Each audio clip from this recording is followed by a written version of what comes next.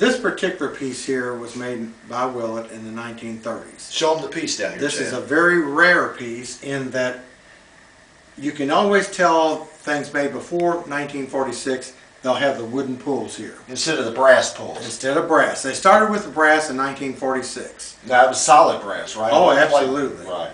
But on this desk here, it's kind of unique. You see the rope twist here, here, 4 places in front.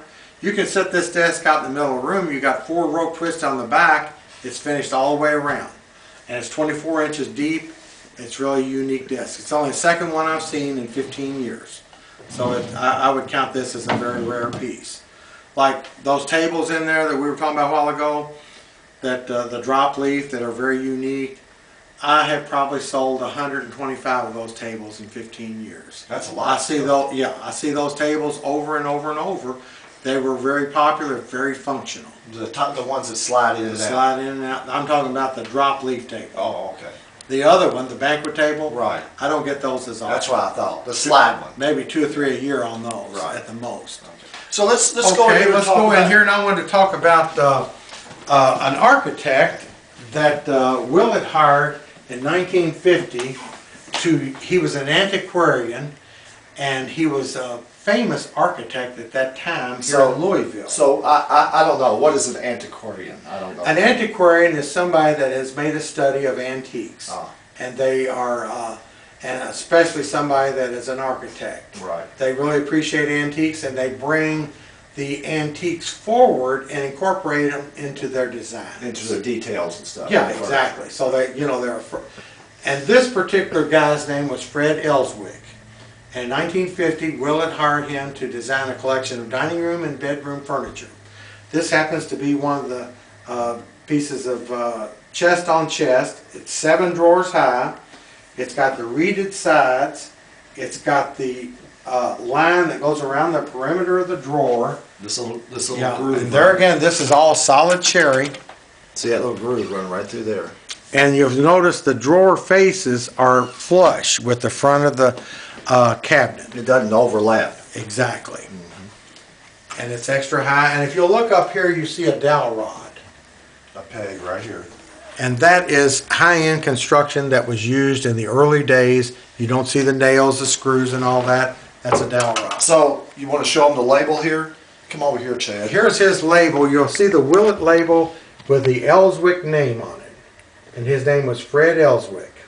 So is this more expensive furniture, higher quality furniture? This, in my opinion, that's just my personal opinion, that I see the detail that went into this, and I appreciate it. Right. It's a little plainer, but it's got some real fine things that have been brought forward. Right.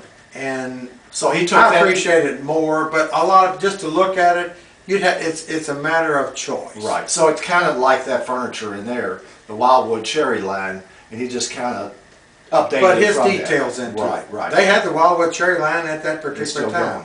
going. So did he make all the different like different bedroom suites and other furniture like He tables? made a whole collection of furniture, but they only made it for a few years. Right. And like this chest of drawers here is very, very rare. I've only seen one other one, Right. and it's in my bedroom right now. But anyway, this is the second one I've seen in 15 years. So is this the only piece you have of his? No, these 2 beds are these twin beds. They take a canopy here. They've got the turns on the back, and this little stand right here is his. Just This is a lamp stand. There again, you've got the Ellswick name on there. now this is a fairly modern piece, isn't it? Well, it's tapered. It's more of a shaker style. Right. If you'll see, it's got the dowel rods on top of it that you see. It's got the solid brass casters on it. And that's the thing about Willett furniture. Once you get it and you start looking at the details on it, it Right. grows on you. Right. If you like it, people learn, they just get infatuated with it. Right. Once they get it in their home, they come back for more and more and more. And Well, that's what's good about an antique dealer like you, or a person like you, is you go around and look for this stuff and bring it here all in one place, so a customer can come in your shop and find things that they like. So they can start with one piece of this furniture, and you can find another piece, and they can come get that. So they can, if they like it, that's they a can great grow point. with their bedroom suite. Because like that Wildwood cherry, they made so much of that. Right. Go in here, buy one piece, you like it, take it home. You can go out and find more pieces that go with it. And like you said, I usually try to keep anywhere from 75 to 150 pieces of Willett furniture at all times. Right. And I've been in this for 15 years. It's been a growing experience, been a learning experience. Right. But it's been a great opportunity and a blessing for me, because people come to me now that have, with family members that want to buy or sell.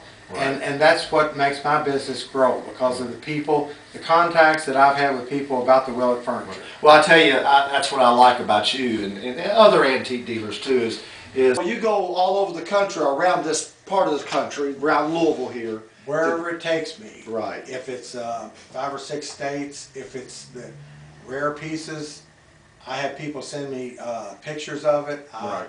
I go through it all to shake it all down and make sure it's good quality, good condition. Right. If it's a rare enough piece, I can have you to refinish it for me, because there's not very. That's one thing that's very important on this furniture. Right. Is to get the right person to redo it, because the colors, the sheens are so important to match up with others.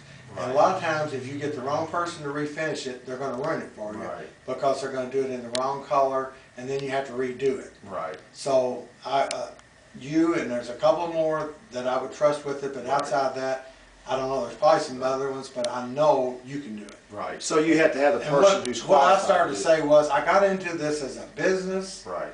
strictly. But then once I was in it and dealt in it a while, it became a passion. Right. And this is one thing I do for nothing. Right.